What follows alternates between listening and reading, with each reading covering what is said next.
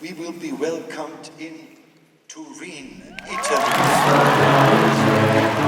Z aniołami i archaniołami, z patriarchami i prorokami, śpiewaj Panu cała ziemio, alleluja, alleluja.